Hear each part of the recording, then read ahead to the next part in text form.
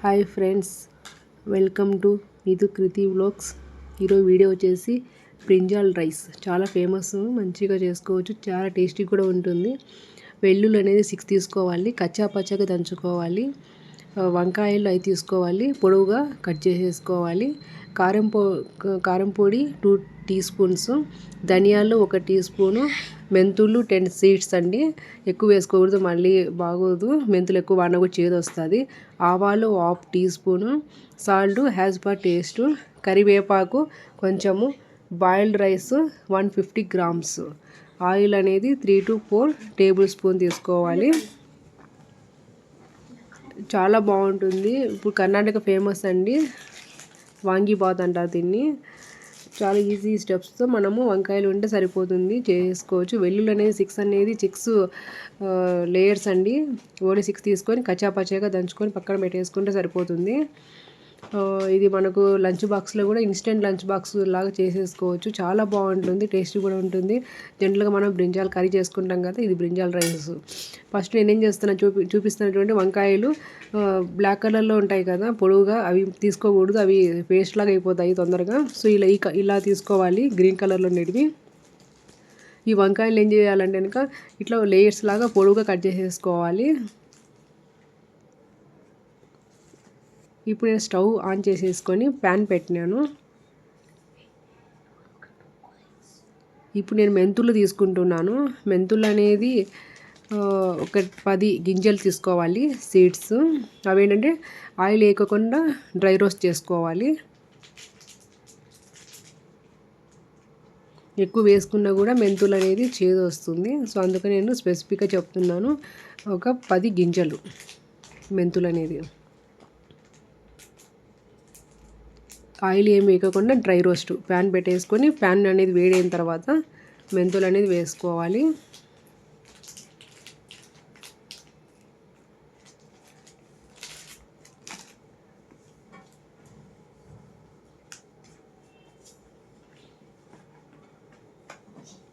ఇవి మాడిపోతాయి, సో మాడిపోకుండా చూసుకోవాలి మనము.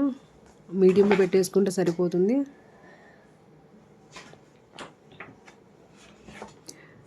ఇప్పుడు చూడండి, నేను జీలకర్ర వేస్తూ ఉన్నాను. జీలకర్ర వచ్చేసి 1/2 టీ స్పూన్ తీసుకోవాలి.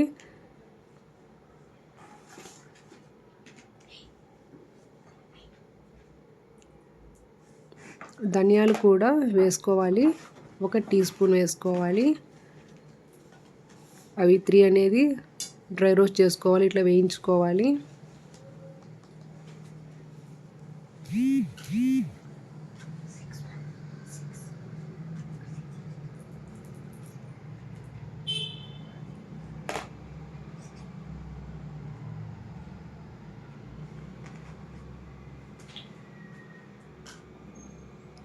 ఇప్పుడు నేను ఆవాలు తీసుకుంటున్నాను. ఆవాలు అనేది 1/2 టీ స్పూన్ తీసుకుంటే సరిపోతుంది.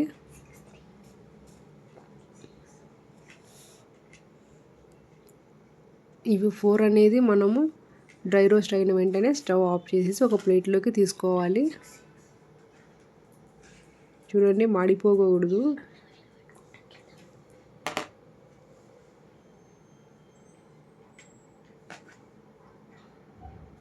నేను ఒక ప్లేట్లో తీసుకున్నాను పక్కకి. తర్వాత నేను మళ్ళీ స్టవ్ ఆన్ చేసేసుకుంటా ఉన్నాను. ఇప్పుడు ఆయిల్ వేసుకుంటా ఉన్నాను. ఆయిల్ అనేది 3 to 4 టేబుల్ స్పూన్ తీసుకోవాలి. ఆయిల్ అనేది వేడైన తర్వాతనే మనము ఐటమ్స్ అనేది వేయాలి, అప్పుడు టేస్ట్ కూడా బాగుంటుంది కర్రీ అనేది. మనం ఆయిల్ వేసిన వెంటనే వేయకూడదు.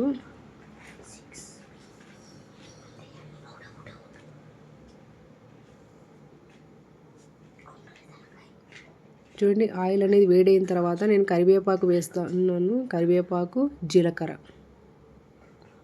ఫస్ట్ అనేది ఫ్రై చేసుకోవాలి.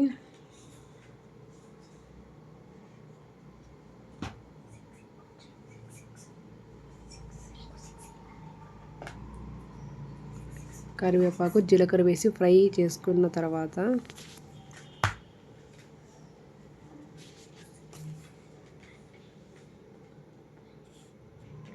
మనం ఆల్రెడీ పొడవుగా కట్ చేసి పెట్టుకున్న వంకాయ ముక్కలు ఉన్నాయి కదా, అవి వేసుకోవాలి.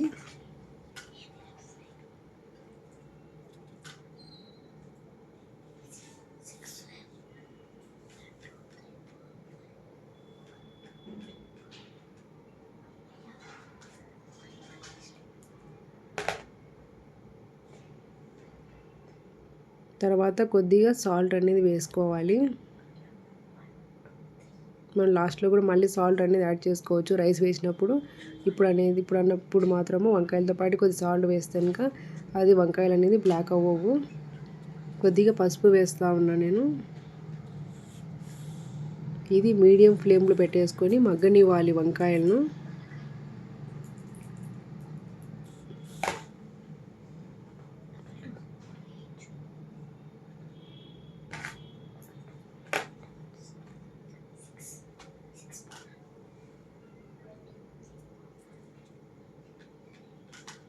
మనం ఇది మీడియం ఫ్లేమ్లో పెట్టేసుకొని చేసుకోవాలి వంకాయలు అనేది, లేకుంటే మాడిపోతుంది.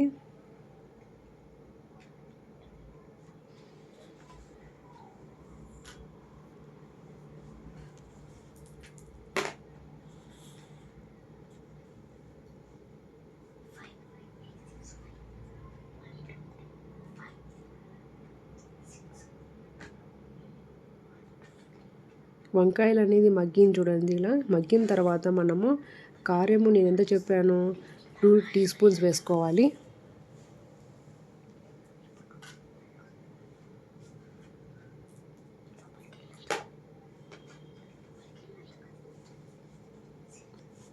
నేను మరీ రిపీట్ చేస్తున్నాను. టేబుల్ స్పూన్ అంటే కొద్దిగా పెద్దగా ఉంటుంది, టీ స్పూన్ అంటే చిన్న స్పూను.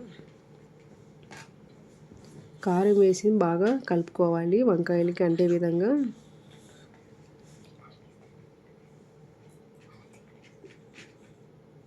ఇది కలుపుకున్న తర్వాత మనము ఆల్రెడీ డ్రై రోస్ట్ చేసుకున్నాం కదండి, మెంతులు, ధనియాలు, జీలకర్ర, ఆవాలు, ఇవన్నీ 4 అనేది ఐటమ్స్ డ్రై రోస్ట్ చేసుకొని పక్కన ప్లేట్లో పెట్టుకున్నాం కదా, అది మిక్సీ జార్లో కానీ లేకుంటే కనుక ఇలా కచ్చాపచ్చాగా దంచుకుంటే సరిపోతుంది. మిక్సీ జార్లో కొద్ది కాబట్టి క్వాంటిటీ మిక్సీ జార్లో పడదు. సో అందుకని నేను కచ్చాపచ్చాగా దంచుకొని ఇప్పుడు కారం వేసి కొద్దిగా ఫ్రై చేసుకున్న తర్వాత ఆ పౌడర్ అనేది వేస్తూ ఉన్నాను. 2 మినిట్స్ ఫ్రై చేసుకోవాలి.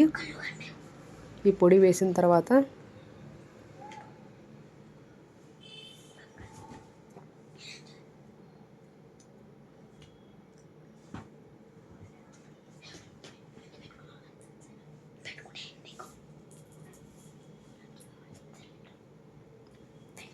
ఈ powder, dry roast powder and కారం అనేది బాగా మిక్స్ అవ్వాలి వంకాయలకి.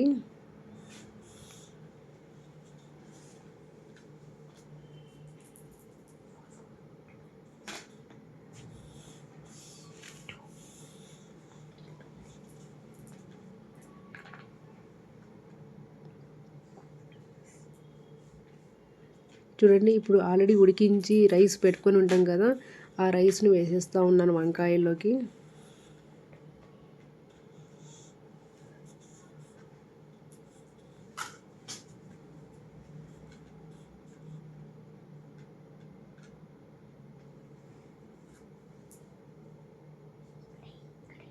ఆ రైస్కి అనేది బ్రింజాల్ కర్రీ ఉంది కదా, అది అంటే విధంగా నేను బాగా కలుపుకుంటా ఉన్నాను.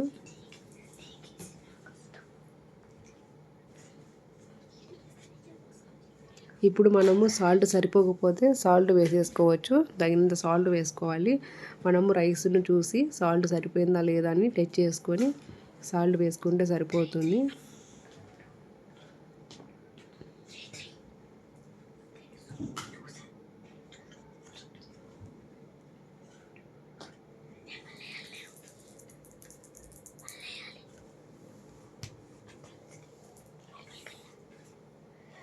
ఇప్పుడు చూడండి, ఇదంతా ఫ్రై అయిపోయింది కదా, నేను ఏం చేస్తున్నానంటే ఇంకో స్టవ్ ఆన్ చేసుకొని ప్యాన్ పెట్టుకుంటా ఉన్నాను వేరేది.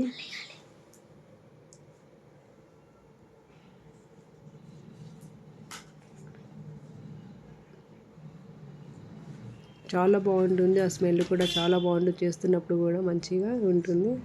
నేను ఏంటంటే సాల్ట్ వేస్తూ ఉన్నాను, కొద్దిగా టేస్ట్ చూసి సరిపోలేదని చెప్పేసి.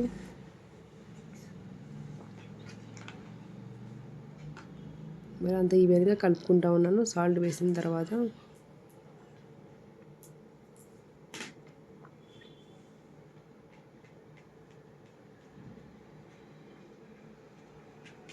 నేను ఒక స్టవ్ ఆన్ చేసుకొని ప్యాన్ పెట్టుకున్నాను.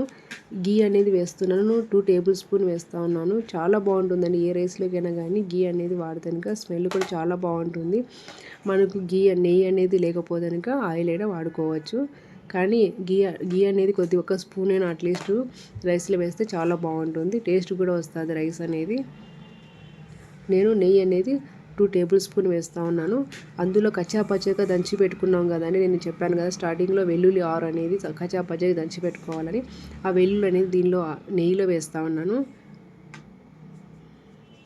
ఇది ఆయిల్లో కొద్దిగా మగ్గనివ్వాలి. ఆయిల్లో ఈ వెల్లుల్లి అనేది మగ్గించడం వలన చాలా బాగుంటుంది. రైస్ కూడా చాలా బాగా వస్తుంది టేస్ట్ కూడా. ఇది వెల్లుల్లి అనేది మగ్గిన తర్వాత మనము రైస్లోకి ఇది తీసుకుని వెళ్ళి రైస్లోకి వేసేసేయాలి. ఈ వెల్లుల్లి మగ్గిన తర్వాత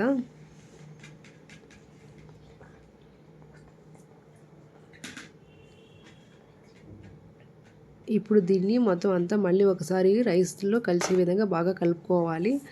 ఇప్పుడు మొత్తము కలిపి ఒక 3 మినిట్స్ మీడియంలో పెట్టి కలుపుకుంటే బాగా ఉంటుంది. 3 మినిట్స్ ఇట్లా మీడియం ఫ్లేమ్లో పెట్టేసుకొని కలుపుకోవాలి. తర్వాత స్టవ్ ఆఫ్ చేసుకోవాలి. దీని కాంబినేషన్ అనేది ఏం అవసరం లేదు, చాలా బాగుంటుంది ఈ రైస్.